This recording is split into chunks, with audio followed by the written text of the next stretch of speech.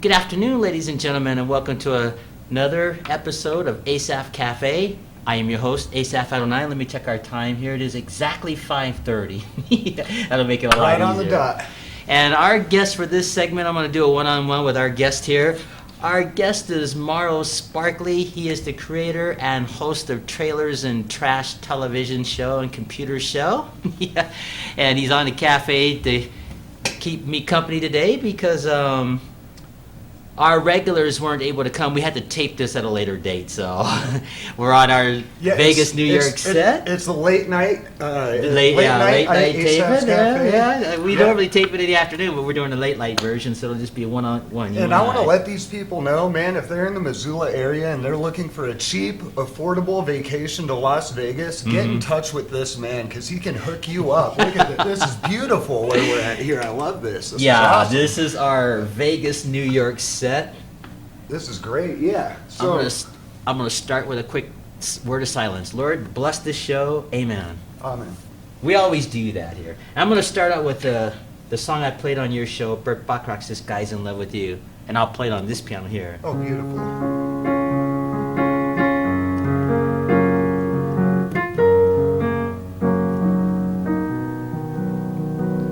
Big difference on this one, the other one. Yeah. Oh, yeah, for sure. Have all your registers covered there. Yeah. This is such a beautiful song. Oh, I love it. This kind of puts me in a dreamlike daze. I love it.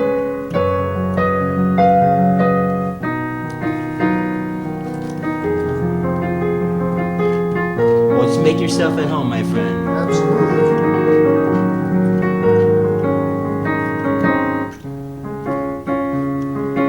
So how have you been?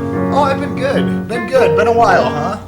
Yes, a couple of days since I've seen you, yeah. Yeah, I sure had fun having you on my show on Trailers and Trash. It's it's the brokest talk show in America.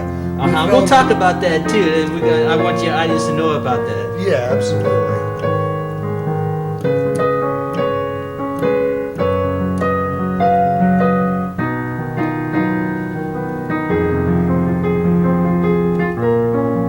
Beautiful song.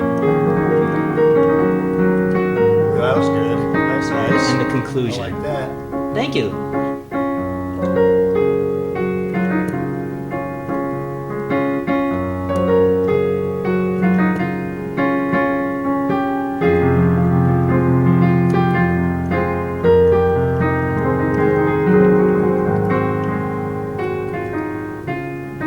There's the conclusion.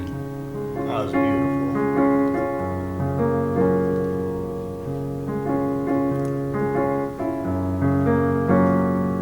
There you go. This Guy's in Love with You. That's the name of the song. Awesome.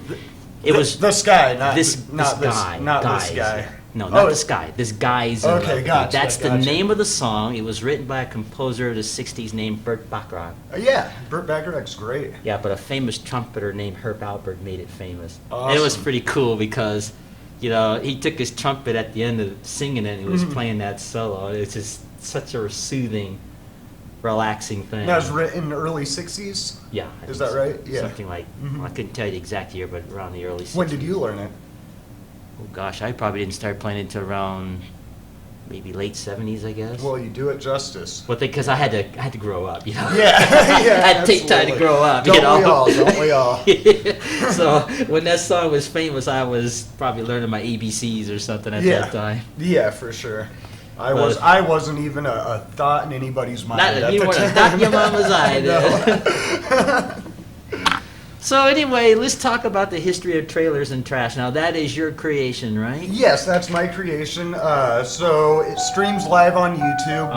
We try to do an episode once every 2 weeks, although we're not yet on a regular schedule, though we hope to be soon. We film each episode on a budget of about $8.67 an episode.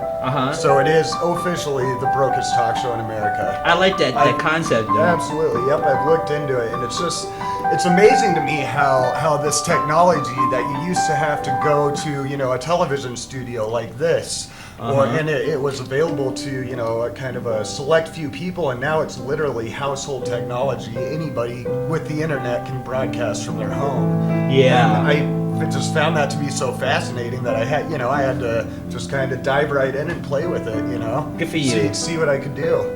How long you been doing that? So about 8 months, you said? About a year now, yeah. Okay. Yep, we started summer 2015. And it's really, we've came quite a ways since then. We started, we didn't have a desk, we didn't have really any concept of a set, and now we have the extra television monitor, we have a landline phone so people can call into the show. If they're watching the live broadcast, they can call in, talk to the guests, ask them questions. So it's really just kind of a constant work in progress. Good for you. Yeah, I'm glad to hear absolutely. it. You know this song?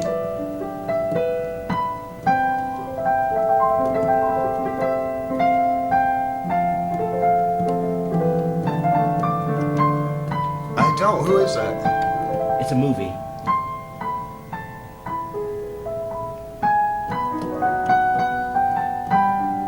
Still don't know. It's not You Send Me? No. No, it's not that one. Christopher Reeves. Shoot. Love Story. Oh, Love Story? Is that what it? No, it's a love story, the movie. It's the theme to Somewhere in Time. Oh, gotcha. With Christopher Reeves and Jane Seymour. I'll do that verse again. Classic. See if you recognize it.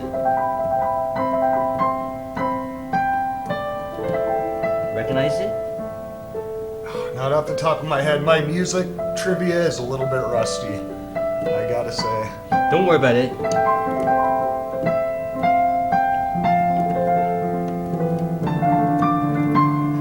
Well, and when you play your renditions too, you enrich them so much, you add, I'll tell you the secret in a moment. Yeah, you add a lot to them. Absolutely. And here's the conclusion.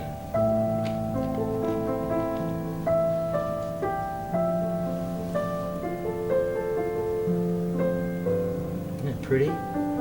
Gorgeous. Absolutely gorgeous.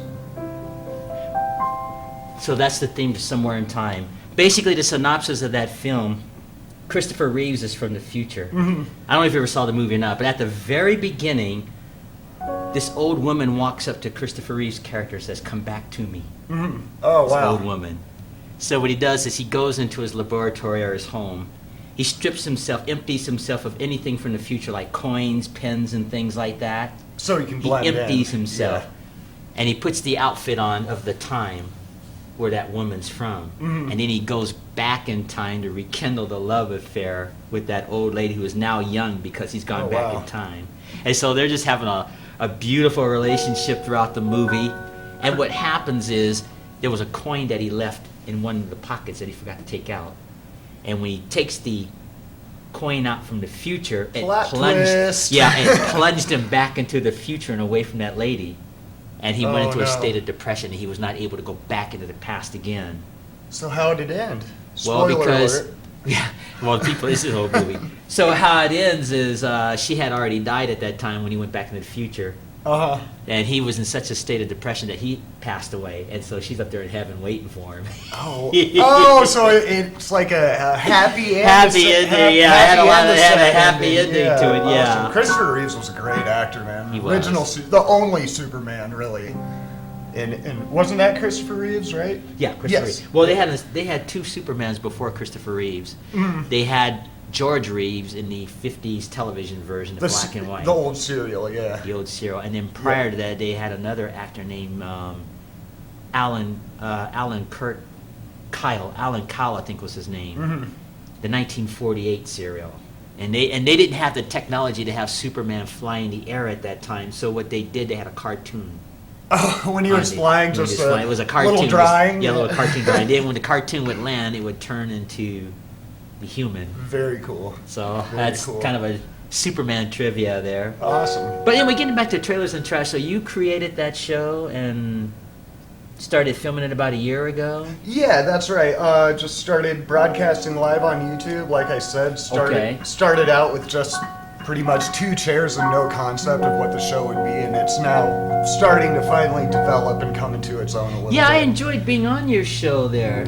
So our viewers at Asaph Cafe can watch Marles here on YouTube. Just put Trailers and Trash on YouTube and just pick any episode at random, right? And yeah, they pretty should much. be You able can to either do that, or you can go to pcfitv.com, and that'll just redirect you to the YouTube channel, and it's all Okay. right there too. So that's a little bit of an easier web address for Right. people to remember. Why don't you repeat that again for the audience? It's pcfitv.com. Good. So Yep. people watching this can check it out. And I Yeah. see you have your shirt. I don't know how well it'll show up on camera. Is that your game shirt? Your video No, game this shirt? is actually, well, it's a parody of the original NES Black Box series. It's a parody of a game called Duck Hunt. Okay. And this is actually a band. They're a band of rapping clowns. Okay. Called the Insane Clown Posse, and they kind of like did a remake of the box art. On the Okay, shirt, I guess so. I wouldn't know that. You got to remember, we got a little generational Yeah, thing yeah. going There's here, so- a little bit of a generational gap, but it makes it interesting, right? Yeah, Absolutely. That does. So, let's see. Let's talk about yourself. Are you from Missoula? No, I was actually originally born in Portland, Oregon. Oh, okay, it's a beautiful country out there. And yeah, my mother and my father split up when I was about 8 years old. Okay. And my dad married a musician, bought a tow truck, and moved to Montana. It took too long, huh? That sounds like something out of a movie there, you know? Oh, if you only knew, my friend. There's actually a book that just came out about my father. It's called Car Trouble. It's on Amazon.com by Sean Lake. Really interesting. I mean, the misadventures you can get into being not only a tow truck driver, but a tow truck driver and a musician and living in rural Montana. It's just amazing, just some of the things he got into. So yeah, born in Portland. I moved to Alberton, Montana when I was about 8 years old. Okay. And I went to school in Frenchtown. We lived in Alberton, but I went to school in Frenchtown. Okay, good. And when did you graduate? That was going to be the next part of the story. I didn't graduate high school. I was what they might call an at-risk youth when I was 14 or 15. I don't want you put on the spot here. Oh, no, you're fine, you're fine. What you call an at-risk youth at 14 or 15, and I actually got sent to a military academy for 6 months, and that's where I got my basically my high school diploma. Good for you. Was in a military school, and it was there that I also found out that I kind of had a severe dislike for authority. Yeah, I think you mentioned that. So yeah. So I'm not trying to put you on the spot. And it's not as bad anymore. This was when, this was 10 years ago, I thought. Well, I hope this will encourage some young person that might be happen to watch this episode. Yeah, yeah, absolutely. So you went to this military school? And I graduated. I actually did fairly well there. Good for you. I was there, so I might as well give it my all, kind of finish it up. Good for you. I'm glad to hear that. Got out of that, and that's when I started kind of being a wandering soul for about 5 years. I started hitchhiking, hitchhiked all around the West Coast several times, like kind of the 101 between Washington, Oregon, California. That was kind of my main drag, you might call it. Right. Just that Oregon coast and the Washington coast is beautiful. I know, I've been there. Yeah, camp right on the beach, and it was awesome. A really good time. Went to a couple rainbow gatherings, if you've ever heard of that. I know of it. It's it's the largest unorganization of people in the whole world. Yeah. And they get together every year on national forest land. It's somewhere different every year. Yeah. And up to 10 to 20,000 people show up and just kind of form their own community in the woods for a couple weeks. Yeah, really interesting experience. Yeah, it was a lot of fun. That's a perfect song while you're talking about your Montana experiences. Yeah, That's a song called for Red sure. River Valley. I don't know if you've heard it or not. Red River Valley. Yes, Not do it again. familiar. You don't recognize it? Oh, yeah, I do. Yes, I do.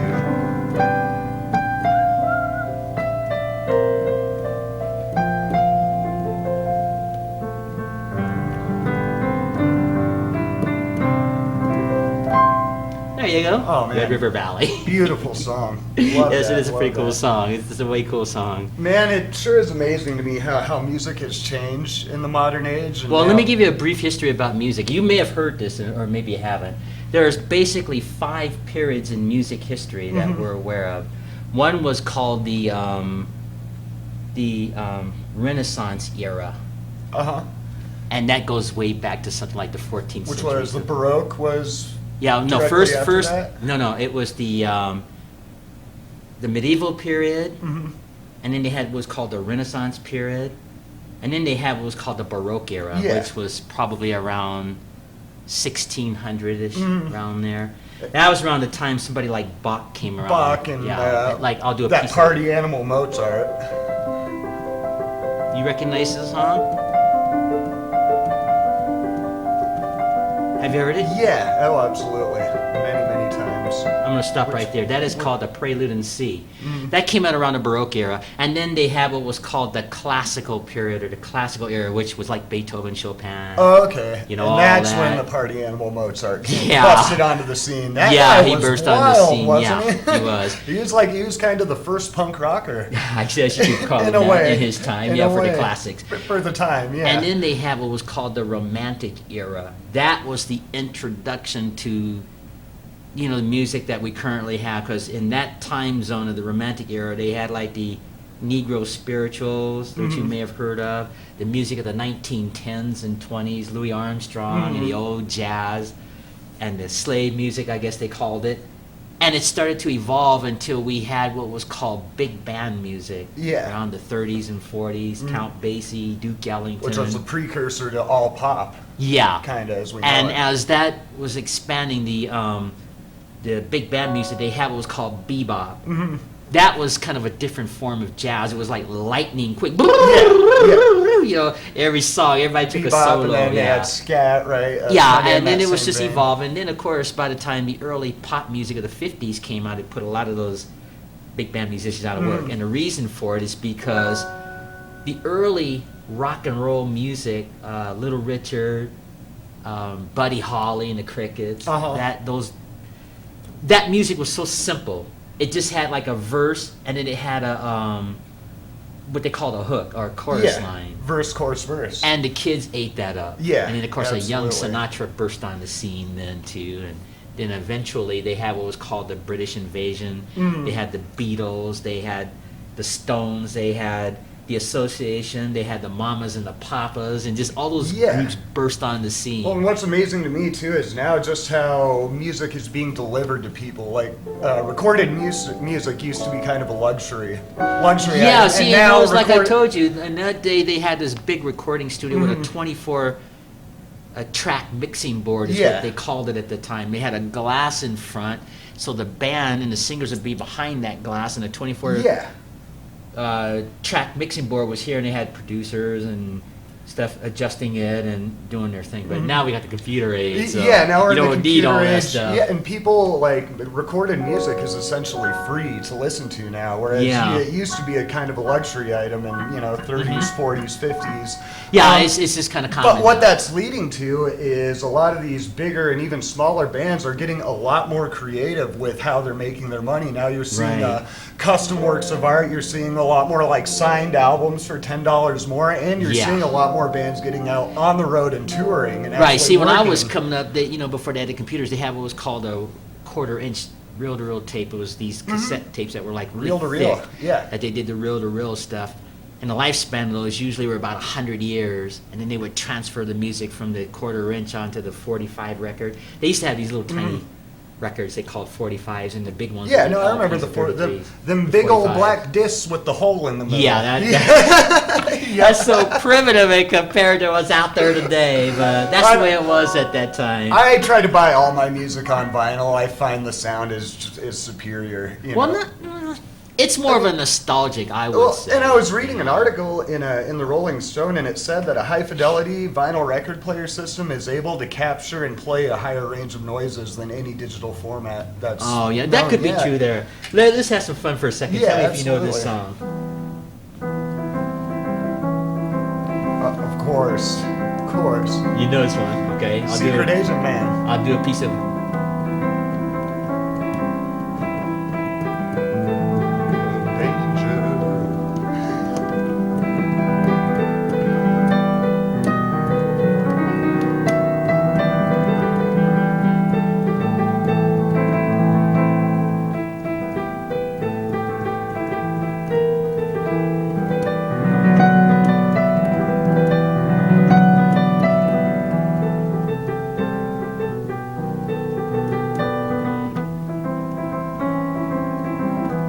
such a fun song to do. Very cool. Interesting. That's actually the very first lick on guitar that I ever learned. That my dad taught me. It was from Secret No, I Agent believe it. Man. Yeah, that's a pretty cool lick. Yeah, for sure. I just test your trivia. Do you know who the artist is that made that song famous? Oh man. The original No, artist? it wasn't. Are you talking about the guy who wrote it, or the guy? The guy who made it introduced, famous? made it famous. Well, probably wrote it too. Who? Johnny Rivers. Johnny Rivers. That's Johnny right. Rivers, Oh, the singer. my old music trivia is really. That's okay. really Well, you don't rusty. hear that song much anymore. But that was such a cool song because it had an interesting beat. Yeah. It had a really rhythmic beat. This is a piano version, so. Yeah, yeah. Oh, and it You has know? a good build to it. There's a distinguished beginning, middle, and end, which And to it was- me, it was that's a- what makes a good song. It was a you big know? hit. It's a Yeah, real big hit. absolutely. And those were fun times. Those music. And they don't make music much like that anymore these days. Well, I'm sure, and you're living it. Yeah. Well, you know, I caught like some of the tail end of some of that. Absolutely. But it was fun. And that Secret Agent Man was way cool. Very fun song. So- Very fun. Okay, we did the Stones. Let's do a short version on this here. This would be my little gift to you. Oh, thank you, man.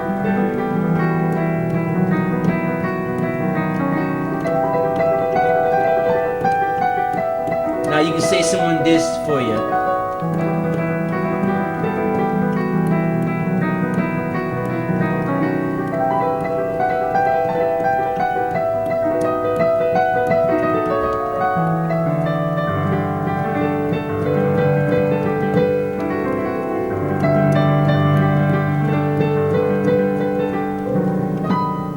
Isn't that pretty? Oh man, beautiful.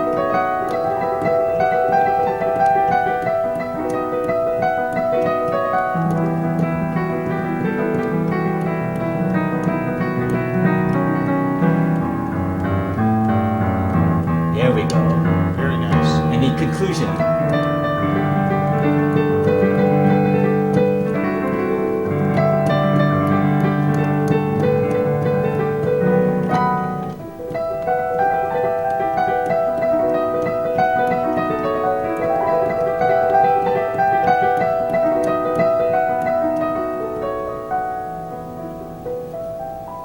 There you go. Beautiful. Thank you, my Love it, friend. man. Now, speaking of those tricks, I was trained to do that. Mhm. To take any popular song and make it sound like classical music. I had a pretty good teacher that showed me those techniques. That's awesome. So it's And I trained for a whole year to be able to do that. that was in San Francisco? Or? No, I learned that actually here in Montana before I moved to Missoula. This Very was cool. years ago.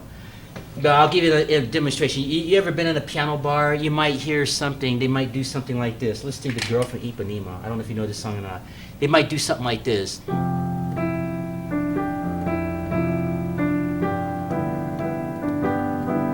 See, and there's nothing wrong with that. No, not at all. Or like I left my heart in San Francisco. They might do something like this.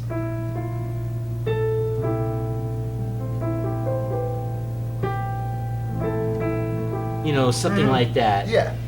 In my case, I just embellish it a little bit where you can hear the melody, and it just makes it sound like classical music because there's not a big demand for classical music. Yeah. So you get your classics and your pop. So if I do the Girl from Ipanema, it'll be something like this.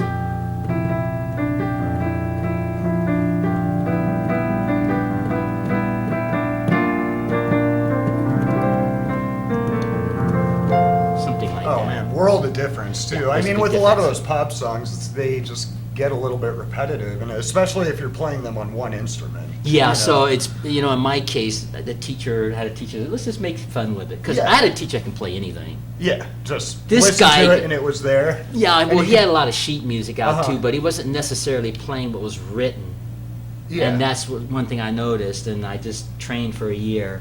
And his style was different than mine, obviously, because he was the teacher. I developed this style with his teaching. Awesome. Marshall Coswell was his name. Awesome. He was a Must have professional been a brilliant pianist. guy. He was. He sounds was like. a professional pianist at the Northern Hotel and a music educator. Very So cool. I And trained. that was here? That was in Montana, not here in Montana, okay. Missoula, but in Montana. Where at? This was like 20 years Whereabouts? ago, in Billings. Oh, in Billings, okay. This was probably about 20 years ago, something like that, at that time.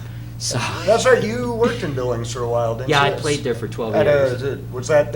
Yeah, the Northern Hotel was where Yeah. I normally played, but I did a Awesome. lot of other community events at that time Very cool, very for cool. 12 long years. Do you know how to play, this is going to be a long shot, an Okay. old rock and roll song called Godzilla? Probably not. I'll tell you why. Because well. no, what I mean is when you repeat a song, there has to be a distinctive melody that goes all the way through. You know, a lot of those pop and rock songs are rhythmic, where they're talking is rhythmic and they sing here and there, and there's no way to repeat it. But like with the Painted Black, there's this distinctive melody. You know what I'm saying? So you can repeat it. See, there's a distinctive melody. Yeah. To repeat it, it has. If I do any of those songs, any rock song, it's gotta have a melody. A really distinct melody. Yeah, a distinctive melody to be able to repeat it. Now there are some. Let's see if I can think of. Would you care for a chip? Yeah, why not? We're on the cafe here. Okay. That's what I figured.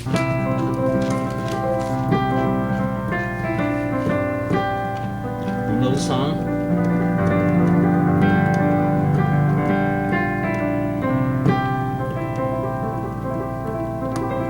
No, which one is that?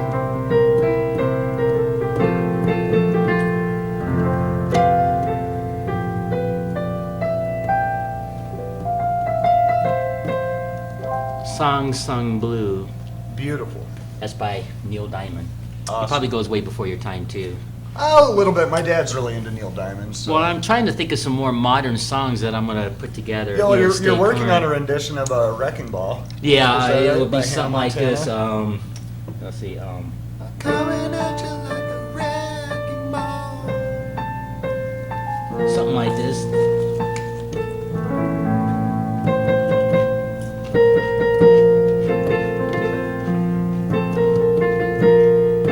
Something like that.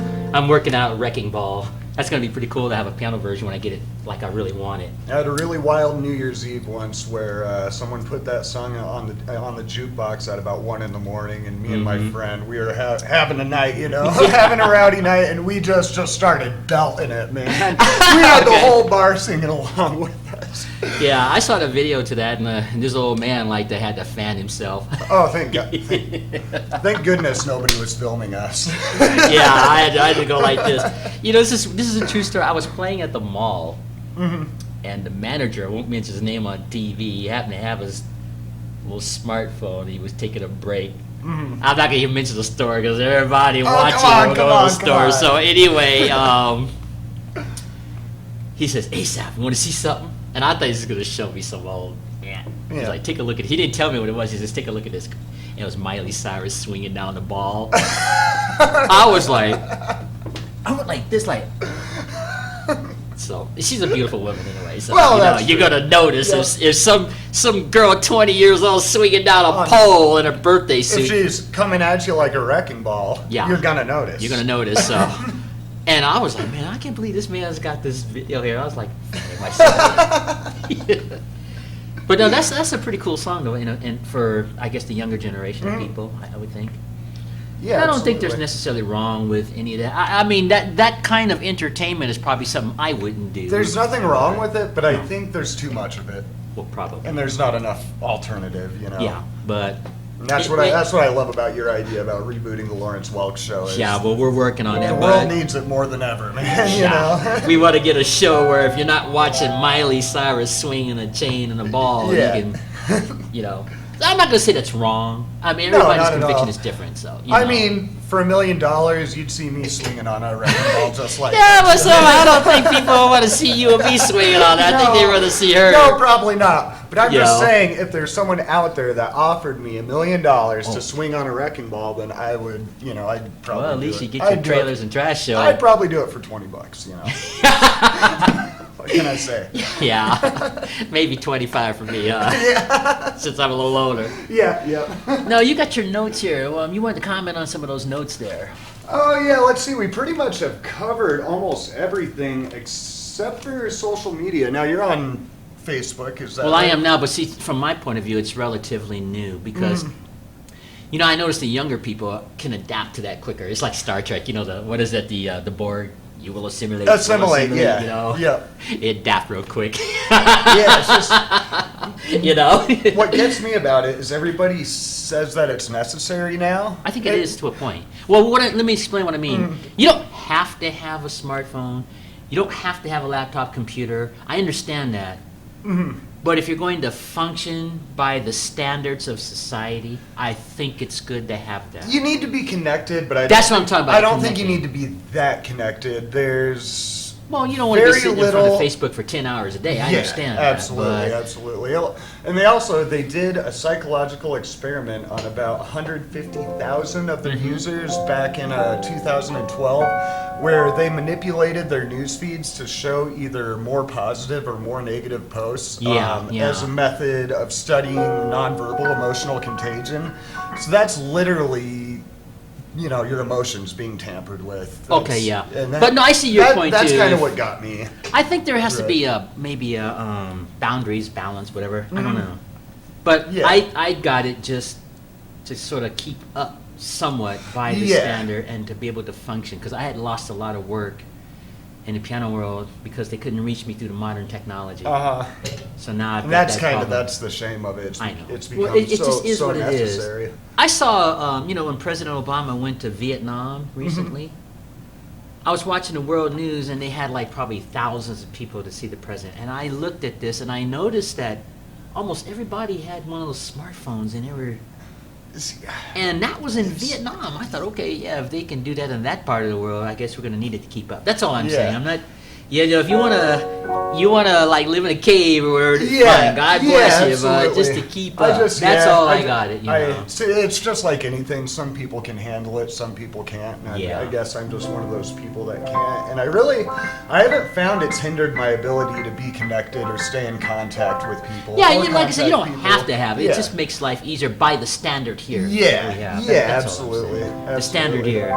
So, hey, I'll take some more. I'll take another of those tips real quick. Oh yeah, feel free. Yeah, well, my hands are probably not very clean, so I'm very, very careful. Oh, that's fine.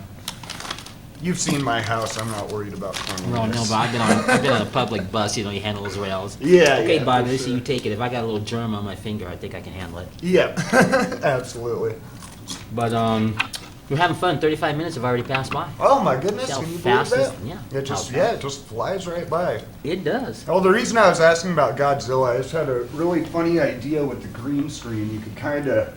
Well, let's talk about Godzilla for a second. This is before your time, obviously. I told you I lived in Taiwan when I was a little boy, and my father was stationed there. And on the weekends, my mom used to take me and my brother to see these Godzilla movies. The original ones, they had Godzilla, Mothra, they had Rodan, and all the rest of those monsters. Yeah, and it was 25 cents to see a Godzilla movie in Taiwan. It's like $25 to see a Godzilla movie now. No, seriously, it was 25 cents. We'd be in there for 2 hours, however long the movie lasts. That's what it was. Wow. Now, you got to remember, the cost of living was a lot lower. So even though you're spending $25 on a movie, it'd be like spending $10. Yeah, for sure. Because you're only making 25 cents and the standard of living was cheaper then. Like if you bought a brand new car, it wasn't like $16,000. It was only about $3,000 then. But that was considered a lot. $3,000 or $4,000 for a brand new car. That was just a different time period. Yeah, absolutely. Godzilla is really interesting because it's still public domain. So you talking about the original Godzilla? The original Godzilla. So anybody, anywhere, at any time can make a Godzilla movie without paying for any licensing. Yeah, well, do you remember a show called Ultraman? Oh yeah, I love Ultraman. The guy that would fight the Godzilla monster. Let me do that for you and see if you know the melody.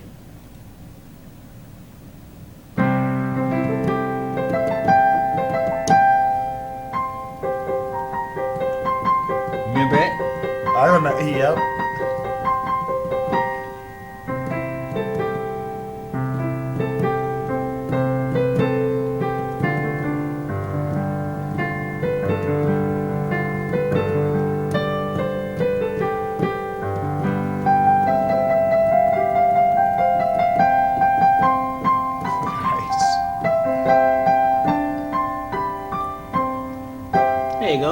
Awesome. Version of Ultraman. Oh, I love Ultraman. I remember Ultraman on Mystery Science Theater 3000. Well, I'm impressed you know that because a lot of people your age don't remember Ultraman. But anyway, that was cool, the concept of that show. That was a Japanese series, right? Japanese series, yeah. And then they did just a dubbed British it in English. version, which was probably a little bit more technical, fancier. No, it wasn't. It was actually far lower budget, and if you think the original Ultraman is corny, you should watch the British version is. Well, let's 40 have times fun with worse. that for a second. Yeah, Hold on, let's see if I absolutely. got my little device here. That's the fun thing about being on a cafe. We can do some impromptu things. Let's see if this will Nice. show up here. Okay, I got 13. I'm going to have to plug this in here, but let's see if I can get Ultraman on here for a second.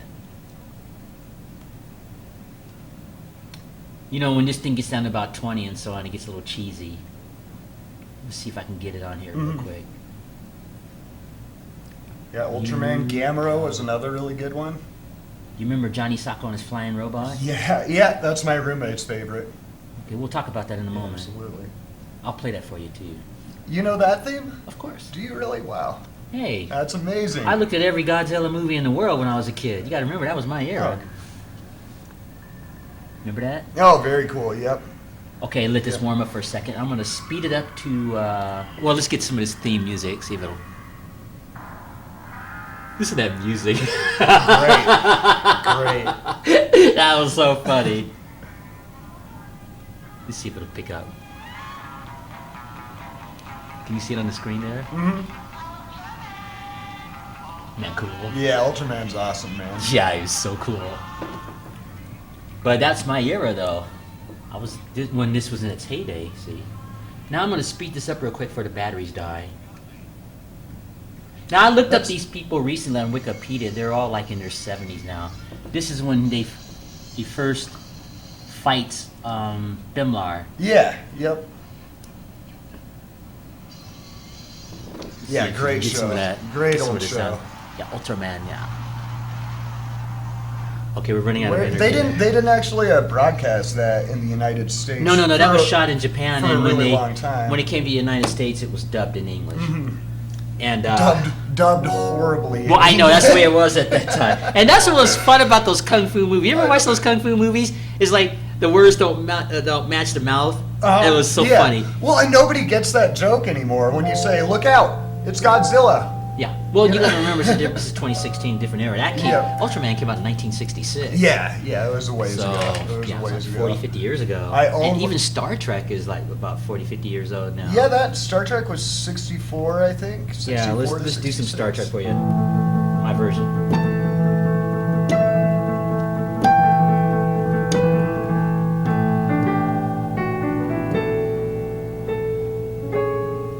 Space, the final frontier. These are the voyages of the Star Trek Enterprise. Its continuing mission to seek out new life and new civilizations. I'll play it for you. Then we'll get to Johnny Sacco.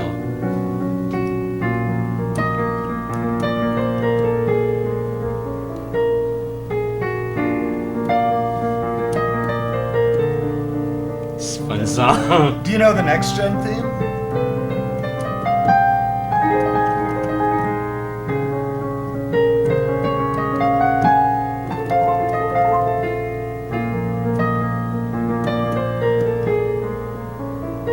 Isn't that pretty? Very pretty. Love that. Now you can say someone plays Star Trek for you too. Awesome.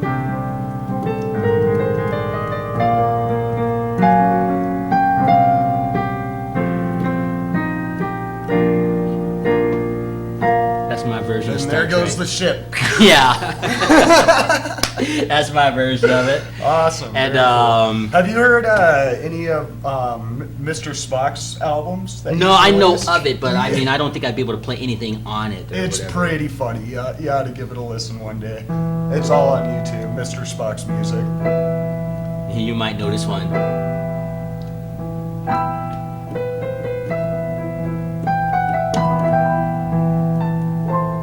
Star Wars, yeah. Oh, listen again.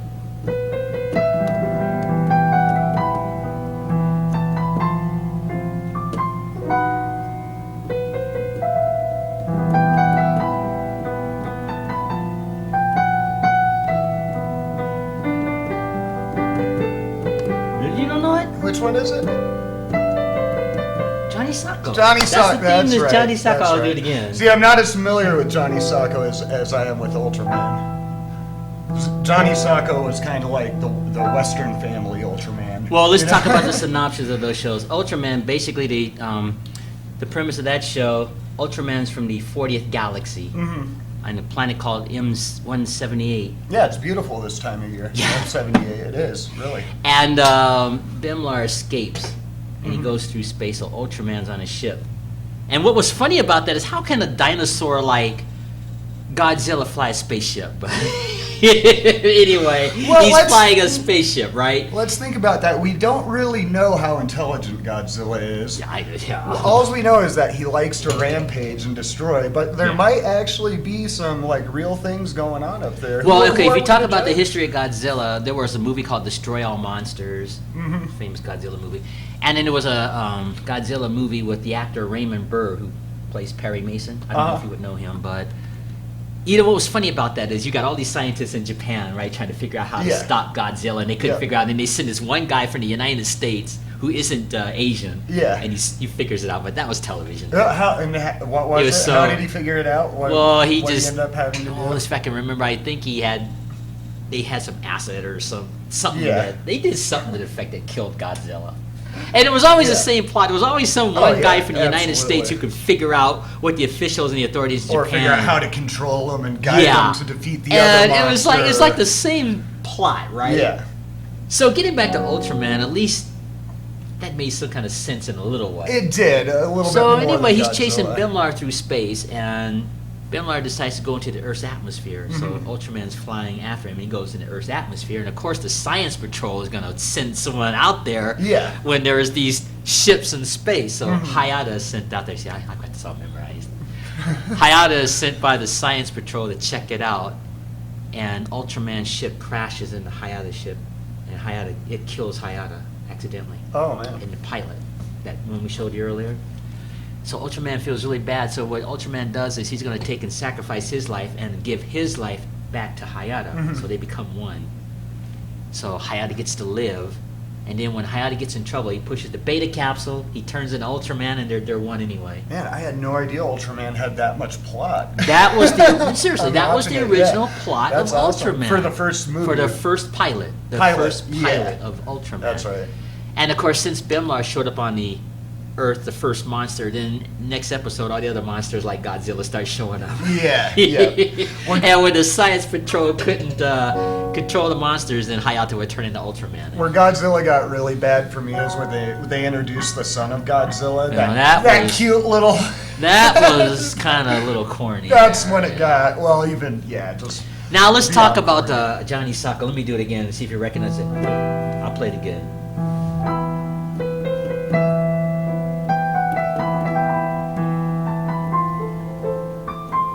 Don't recognize it.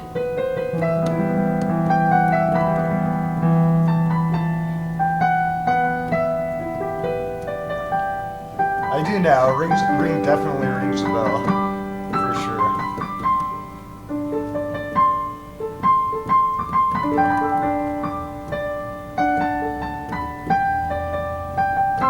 Recognize it? Yeah, absolutely.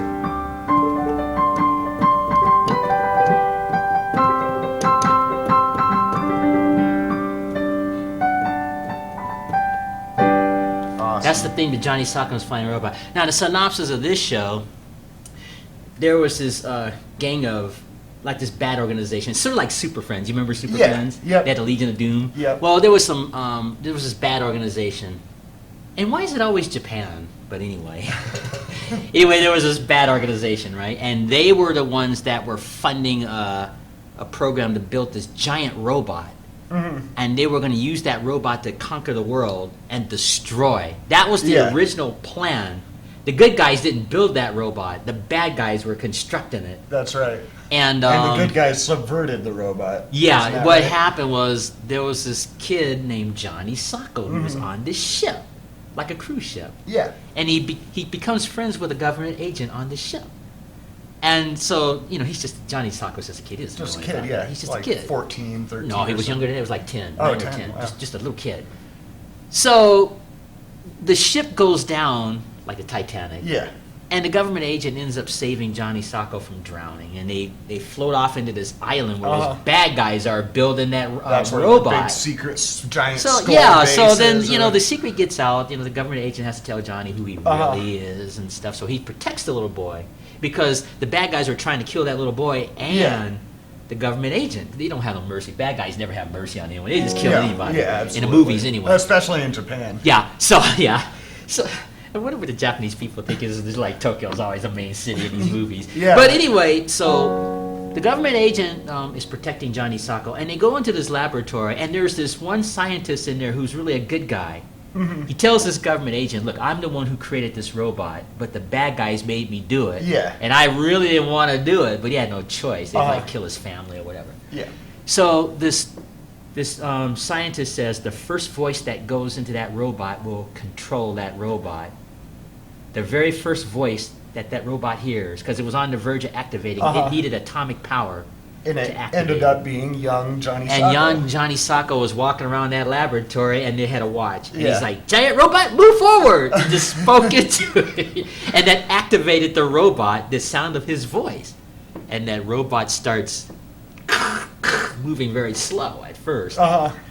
And so the bad guys couldn't get the robot because Johnny Sacco had spoken to it. I think every 10-year-old boy accidentally. should have a giant fighting robot. So naturally, the government agent has to take Johnny Sacco to the headquarters. They have to teach this boy how to be an agent and how to control that robot and use that robot to protect theirs. Yeah. That's the basic plot of Johnny Can you imagine Sacco. having that sort of responsibility at 10 he was just years a, old? yeah, but he was just a kid. And you know how I kids are fun because the robot Yeah. can fly. So the robot would be carrying a little boy. Yeah, and in the palm agent of like his this, hand, and he's they'd be like, flying. Yeah, and for Yeah. a kid, that's gonna be man, fun. it'd be fun. And that robot had all this tremendous power. Like the first monster that attacked the Earth, the robot had what's called a mega punch. They go Nice. knock the monster flat on its back, and it had these missiles that would shoot out a finger.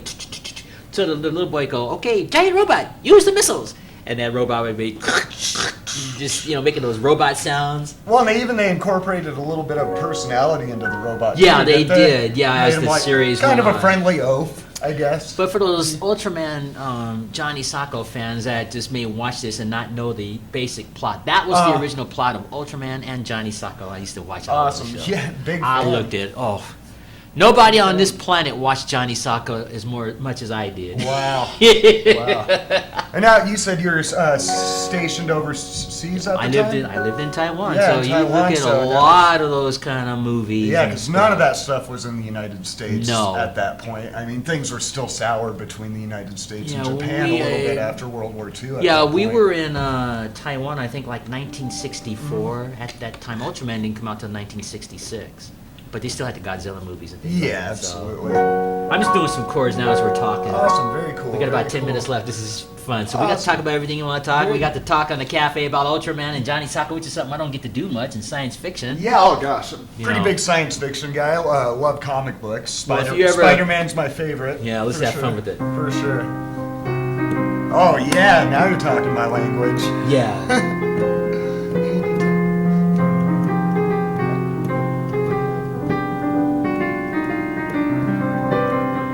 Yeah, Spider-Man was awesome to me because he'd always incorporate humor. Yeah. You know.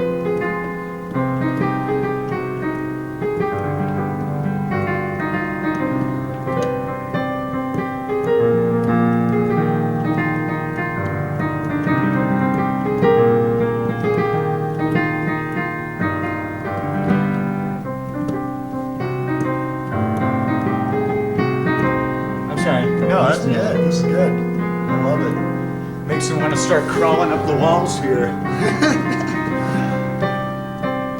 Something like that. Awesome. It's been a while since I've done that.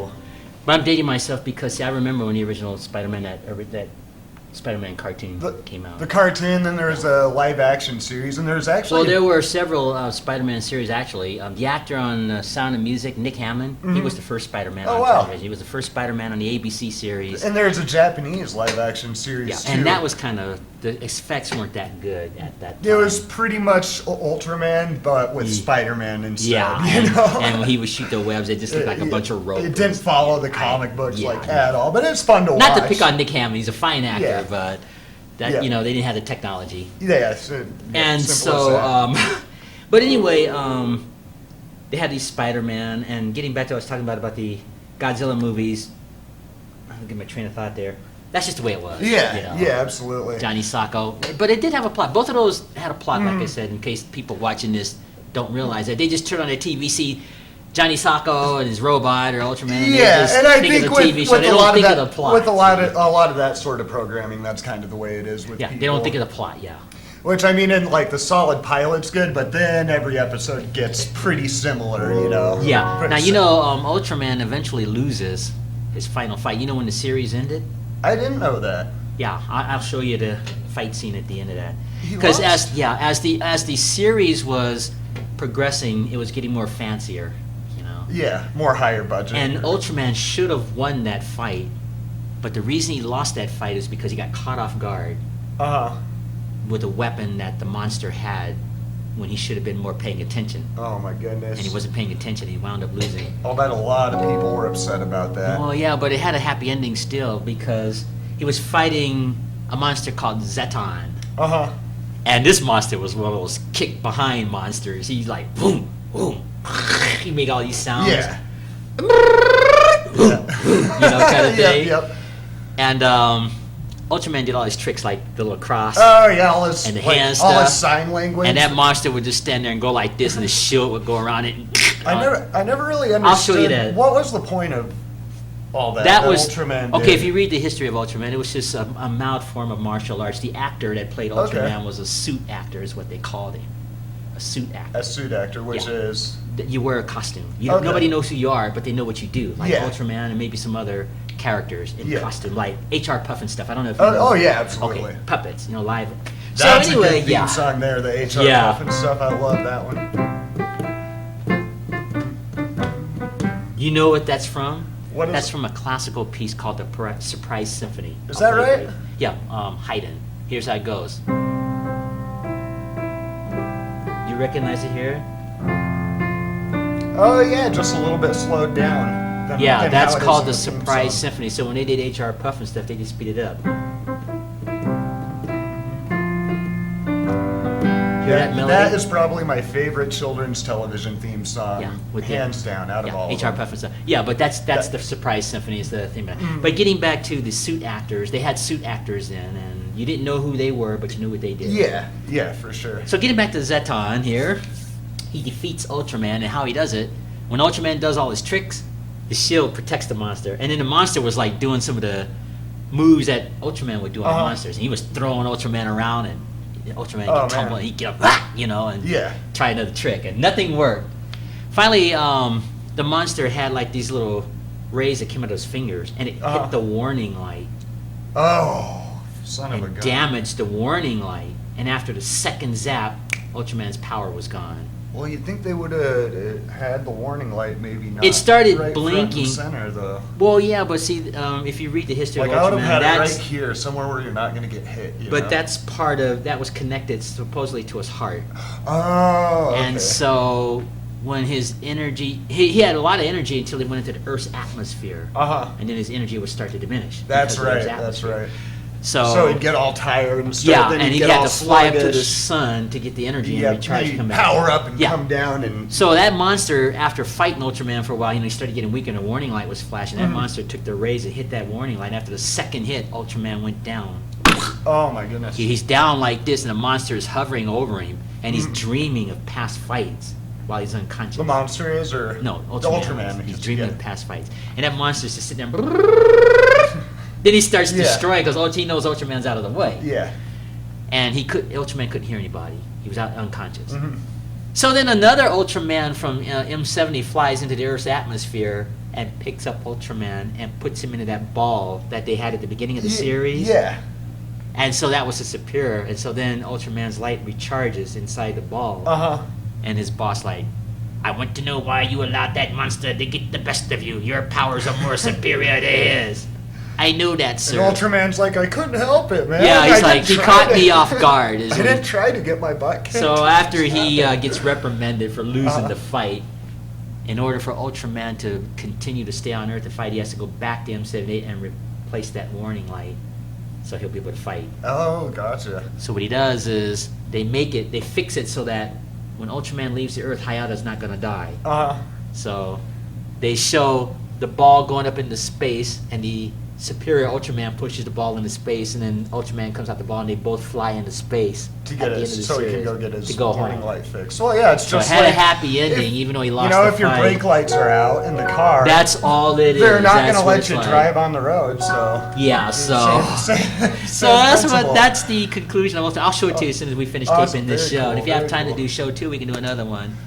But it was sad. Yeah, that is sad, man. But it had a happy ending. Did they ever bring him back at all? No, they never did. The series ended there, so it just leaves it to your. And then they just did like Ultraman just goes home. Then they just say Ultraman will return one day, and that was it. But that was such a cool show. Especially it was a lot of fun. And it was fun watching Ultraman fight those monsters. Oh, absolutely. But that in case you never knew that, those are the premises of those 2 shows. So when you get a copy of the show, you can memorize it and go back. So. Yeah, for sure. I think that's what I'm gonna do with my. Yeah, I'm dating myself with those shows. Brush up on some Ultraman. Oh yeah, it's been a while. I about got that whole series memorized. Just all those fight scenes. Because I watched that show every day when I was growing up. Yeah, there's a video game too. I think that they put out for. Oh, I'm sure they probably used the same music too. Sega 32X, and they did not do a good job on it, and it kind of ruined. It aided the franchise not being successful in the United States because it was such an awful game. Okay, we're out of time. Any final words you want to say? No, thanks. Just tune in to Trailers and Trash, PCFITV.com. Right. Thanks for having me on, Asaph. It was a lot of fun. And time flies, And sure does. So we're going to conclude this segment of Asaph Cafe. I'm your host, Asaph Adonai, and our guest is Marles Sparley. He is the creator and host of Trailers and Trash. You can check him out on YouTube and have fun with his show. So until our next show, ladies and gentlemen, Maranatha.